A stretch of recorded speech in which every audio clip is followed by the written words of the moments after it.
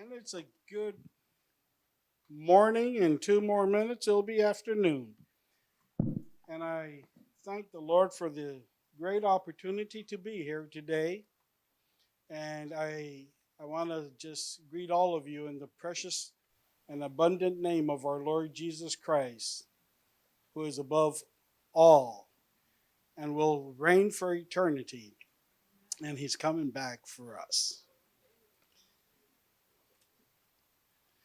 As Paul mentioned, my name is Pastor Ernie Rivera, or if you want to say it in Spanish, it's Ernesto Juan Rivera Vega.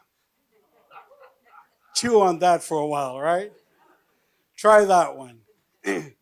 I didn't know my name was Ernesto until I was 15 years old over there in Asheville, North Carolina. I was studying in a boarding school, not because I was bad, but because uh, my parents were missionaries in Puerto Rico. And my cousin, Glenn, 1 year older than me, he had uh, learned about this boarding school for pastors' kids and missionary kids from all over the world. It was up in the Blue Ridge Mountains in Asheville, Tennessee, in Asheville, North Carolina, and uh, I was 15 years old, and they asked me for my social security number. I said, I don't have one. And they said, well, we'll order one for you. And they ordered my social security, and it's like I was born in Tallahassee, and it was Ernest all my life. Everybody called me Ernie, but my birth certificate comes in saying Ernesto. And the nurse of the school says, you're Ernesto Juan. I said, no, who's Ernesto? Says, you are. So I called my mom up on the phone and I said, Mom, there's a mistake. They say my name is Ernesto. Ay, mijo. Oh, my son, I forgot to tell you. So, okay, call me however you want. I am a missionary kid, a pastor's kid, and my beautiful wife for 40 years, 41 or 42 now, she's also a missionary kid and a pastor's kid. Delcy Rivera. Stand up, Delcy. I got to show off my girl. 40 years. Now, that little booklet, Paul, I'm hiding it, okay? Because if she has to write down everything that is hard for her, that is going to be long, okay? It's going to be a long, long list. Yes, it's not easy, okay? Uh, my family, we were raised 5 boys, 1 girl in our home. She comes from a family of 6 also, 3 girls and 3 boys. So between her family and my family, we have enough nephews and nieces and grandnephews and grandnieces to make anyone go bankrupt in Christmas, okay? It's a big family, but we love, okay? We love having big events in our home, and whenever you're around Land Lakes, if you want to drop by, you'll have rice and beans, okay? This is not French fries. This is rice and beans here, okay? So that's our menu. I got a couple of good friends that I invited here also today. I know Angel Paris and his wife. Where is Pastor Angel? Oh, there he is, and his wife Pilar. Uh, Angel's been my friend for over, what, 45, 50 years? Yeah, something like that. So he knows. When I was a youth pastor, we worked together in the ministry. I'll be completing. I'll be completing my 50 years in 2 years being ordained as a Presbyterian pastor. And I thank the Lord for the opportunity that He has given me to serve in the missions, to serve in churches, to be standing and going forward. Some of you have been in ministry longer than me, I know, here. But the majority, just looking over, I can tell that you probably have had less years in ministry. Nevertheless, it's been a struggle, right? It's a battle. we know it's not easy. What Paul was saying, and I could have sat here and listened to him for an hour. You're speaking to us. And that is the purpose of all pro pastors. And I want to thank Paul and Linda because they come as the two peas in the pod. Paul and Linda, thank you for inviting Protect Our Children Project. Thank you for inviting Dulcie me today to this event. And I thank the staff, the team of All Pro Pastors. Thank you for the opportunity. You guys are great, and I appreciate it. So, by the way, do you know this week is Children's Week here in Florida, right? Today, it started yesterday from February 26th to March 1st. The governor has declared this week Children's Week, and it's not a coincidence. I think that the Lord just plans everything perfect to have this conference today here. Uh,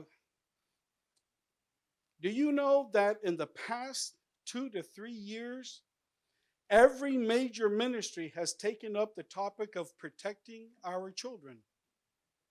In the past 2 to 3 years, every major ministry has taken up the topic to protect our children. What is going on that so many focus on this issue like never before? What why? Why all of a sudden is there a shift in our society that parents have had to stand up, congregations, pastors? This is my buddy there. God bless you. Thank you for being here. He's my CPA, the best CPA in town, okay? Alan Gear. Give me a discount for that.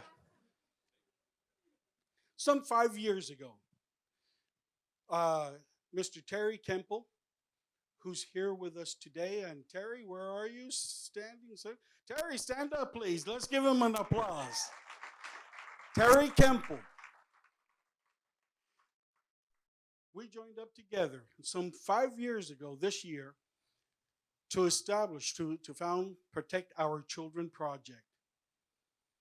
Back then, we understood that there were dangers coming toward our children. Little did we know that a year later, this virus they call it the China virus or wherever, right? COVID, was going to hit and hurt our nation like never before. I was hearing last night Dr. Phil McGraw, the famous Dr. Phil on TV. Last night he was saying, he wrote a book just about this, of what has happened to our children because of the COVID virus. The isolation, the depression, the anger, the confusion that has crept upon our children. And today we're talking about this, and I'm going to share with you for a few minutes. I want you to listen carefully. Today it's not a sermon or my political speech. Most of you know that I am a former U.S. Senator for Florida candidate in 2016. You know, I have that in my blood, trying to move the needle, right? To make something happen. But today I'm not talking politics. Today I'm not going to preach. But I am going to deliver a message that is very relevant to us, the leaders of churches, of ministries. And it's very important for every one of us here today to listen to what is happening in our society. So Mr. Terry Kemple and I get together, and there was only a handful, I think, Terry, of organizations dealing with children issues back then. Now, it's widespread. What happened? Why is it so important now, and why are we talking about it now? So let me ask you, okay? I'm very interactive. This is part of how I am as a person. What are some of the reasons you think this has happened? Okay, so 3 or 4 of you. Yes, without giving my speech, okay? But go ahead, David. Identity? Identification. Identification. Yes, sir. Mark. Oh, fatherless homes. Oh, that's a good one. Terry, don't give the whole speech. Go.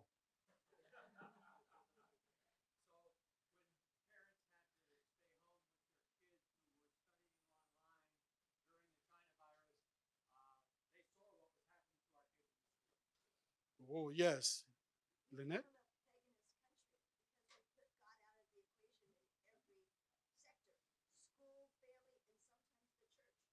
The loss of morals. Yeah. Yes, Angel. Social media. Wow. Wow, okay. Yeah, we could keep on.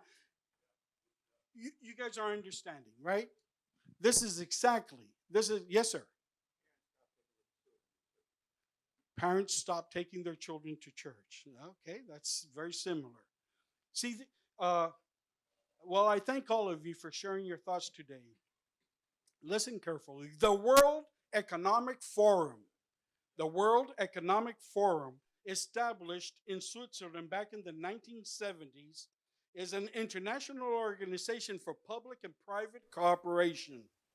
And I quote from them: in a world marked by complex challenges, the World Economic Forum engages political, business, academic, civil society, and other leaders of society to shape global, regional, and industry agendas.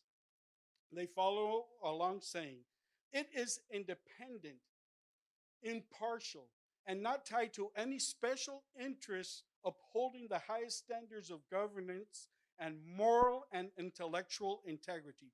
This is their statement. Ironically, in the World Economic Forum agenda for 2024 in Davos, Switzerland last month, we're talking about just a couple of weeks ago, their top 10 priorities, global risk by impact, not one, not once do they mention any of the major issues we are facing in regards to the welfare and protection of our children worldwide. Not once. So, fueled by this administration in Washington, D.C., you know that their top priorities would be climate change, energy, artificial intelligence, security, global corporations, and coexistence, as we know it as one world order. How to optimize AI, artificial intelligence, while minimizing its carbon footprint, et cetera, et cetera, et cetera. Things are changing at a very rapid pace in our world today. And I'm going to just go through a couple of these. I assume that you are here because you are a leader and you understand and you're doing your research. And I know I am assuming incorrectly. I have gone through hundreds of churches, have hundreds or thousands of pastors. Pastor Oscar Chacon, one of the board of trustees of our organization, he and I have visited dozens and dozens of counties and spoken to hundreds of pastors. I had one pastor from the Hispanic Pastors Association in Miami. After we met there, he gave one of our Florida all state tours, the fast tours. Driving back from, through an alligator alley, this pastor calls, and I hear him weeping on the phone. He ain't crying, he's weeping. I said, Pastor, what's the matter? He is the vice president of the association, Argentinian, I believe. He says, Pastor, in Spanish, yo he pecado. I have sinned. I've sinned against God and I have sinned against my church. I did not know half of all the things you guys mentioned. And I have let my church defenseless being attacked. I respect him very much. It takes a lot of courage doing that call.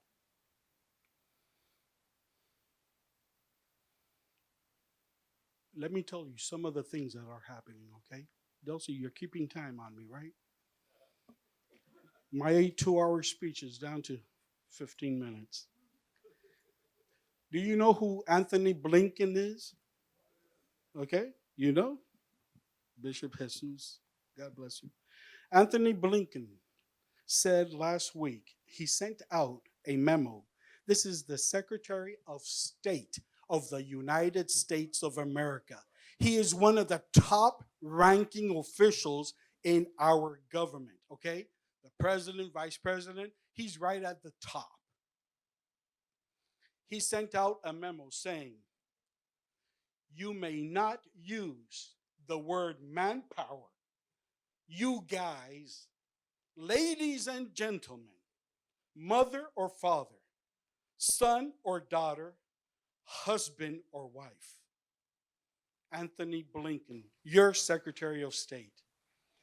From the Gallup poll, Americans' outlook for the state of moral values in the United States as of now. Right now, do you think the state of moral values in our country as a whole is getting better or worse? What's the percentage? How many think it's 50% worse? Raise your hand. How many think it's 60% worse? How many think it's 70% worse? How many think it's 80% worse? How many think it's 90% worse? The stat is 83% by Gallup poll says the condition, what you just said, Lynette, the morals of our country are going down the tubes. And who are the guardians of the moral and ethics of a society? Who? The mechanic? The baker down the street? The tailor, the fashion designer? Graphic artist? No, it's us. It's us.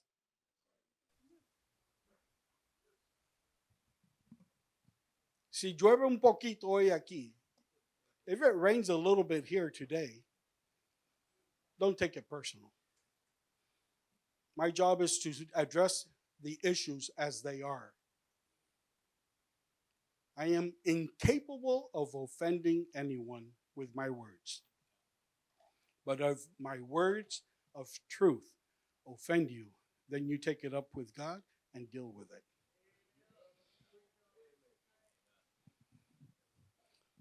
Pessimism about moral values edge up in the past year across party groups. Republicans' outlook for deteriorating values is now at a new high, 97%. And 73% of Democrats and 80% of independents think they are getting worse. Gallup poll, not me. They're supposed to be equal with everyone. This is from South Carolina, Sheriff Will Lewis. Greensville, the sheriff, he sent this comment out. 45 people arrested for being child predators, prostitutes, human traffickers, child traffickers, and wanting to eat children. Yes, cannibalism.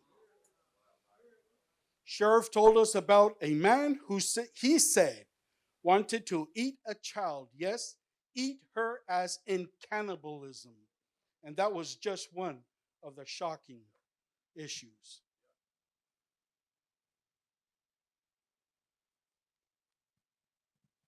I've been around the block a couple of times, right? Not as long as Dr.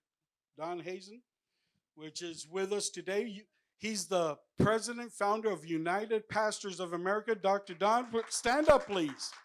I want everyone to know. 90 years old, and he's still chugging along.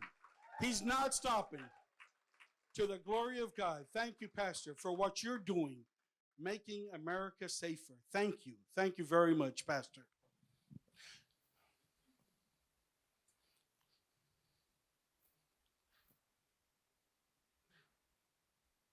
I'll be 66 next month.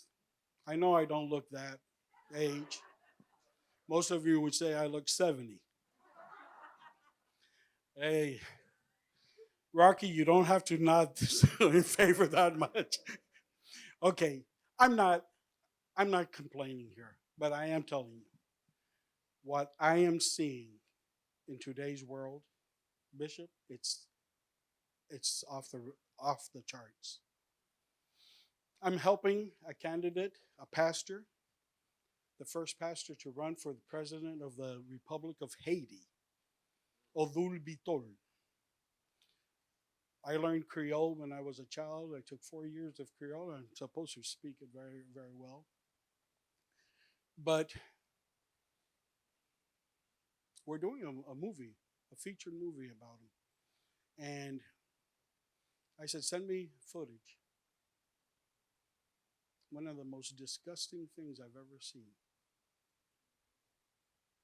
I just saw it this last week. A man that they had chopped his head off, laying dead, and another man cutting a piece of his skin off to cook it and eat it.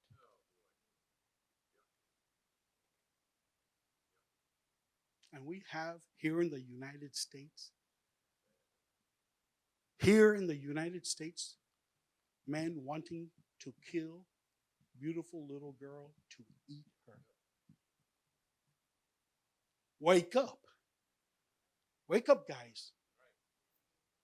Am I right? Am I saying this correctly?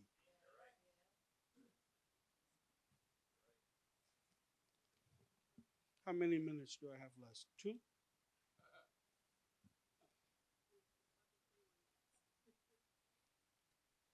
Florida, right direction. Big tech addicts our kids to social media, sells their data, and makes billions of dollars. Florida parents are ready to stop it.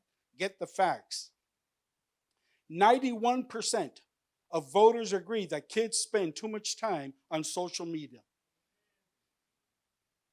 There's some books right there on that table that talk about how you can deal with your child to stop that use of social media so much. How can this in the United Kingdom? Okay, don't get too excited. I'm going to finish. But I want to lay these facts before you.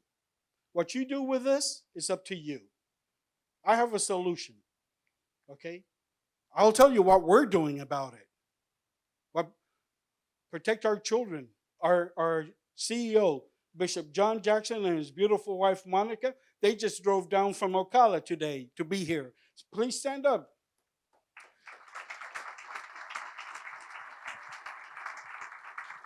And Mr. Jamie Arellano, he's from Nicaragua. This man has been shot out, okay? Sometimes we get offended because people shout out words to us. This man has been shot with bullets. This man has a picture I saw thrown in a pickup truck and back by soldiers with the rifles ready to blow his head off. He's here in our country, born here, raised over there, and back over here, okay? The communists wanted to destroy him. And he said, Pastor, I want to join Protect Our Children Project, United Pastors of America, All Pro Pastor. I want to join every single organization there's out there that will fight against what's coming against this country, because I lived it in my country and we lost our country. And I don't want to lose. Jamie Arellano, please stand up, please. Thank you.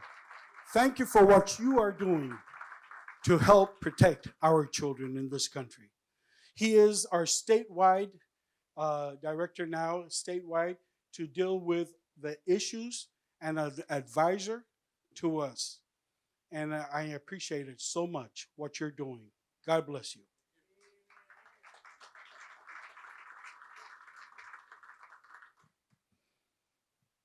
So finally, a bipartisan issue of senators of both sides of the aisle can agree on at last. Okay, this has taken Terry, this has taken a long, long time. But both sides of the aisle, Republicans and Democrats, are now, they can agree on protecting American kids from harm caused by social media, taking action at last. We are blessed in having a governor in our state that has taken action to protect our children. Let's give a good hand. According to information we received recently from President of the New Hearts Outreach, Mr. John Mark Cooligan, who is here with us also. Mark, please stand up. Mark Cooligan, who is also a member of the board of directors of the Florida State Protect Our Children Project.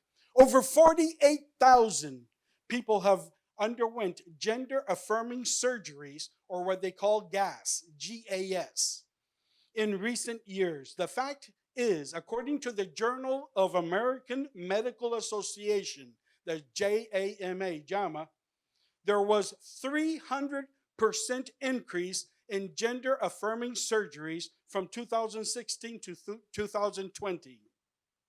The majority of these body mutilation surgeries of perfectly normal body parts, breast and chest operations, girls taking off their breasts, and boys trying to create breasts, 56.6 of the operations of those 48,000. And with 35% of genital surgeries removing the body parts God gave them, 14% of these operation surgeries, or GAS, were facial reconstructions. I'm giving you facts here, These are not stories, these are facts. Many of these children are ages 12 to 20 years old. As we all know, these are irreversible surgery. Once they're cut off, there's no going back. You lose it, that's it. Putting numbers on the rise in children seeking gender care by Robin Respalt and Chad Shehern, thousands of children in the United States now openly identify as gender different from the one they were assigned at birth. Their numbers surging amid growing recognition of transgender identity and rights. As the number of transgender children has grown, so has their access to gender-affirming care. Much of it's provided by scores of clinics at major hospitals. The data shows that more and more families across the country are grappling with profound questions about what type of care to pursue for their children, placing them at the center of vitriolic national political debate. This is a debate. And what are you supposed to do in a debate, Frank? What do? You listen and you talk. Okay, so you're listening to what's happening in our society. But when is it time for you to stand up and start talking also? And you stand up and you go ahead and say, wait, in your face, I'm going to let you know. Okay, that's your position. You believe that little boy should be castrated chemically or should stop their hormone growth at 8, 9, 10 years of age to prevent puberty. Well, let me tell you on my side, and I got 2 minutes? 1. Dulcie's not a good timekeeper for me, okay? Yeah, I didn't look. What are we doing? Real quickly, I'll just lay it down. Paul, I'll be with you.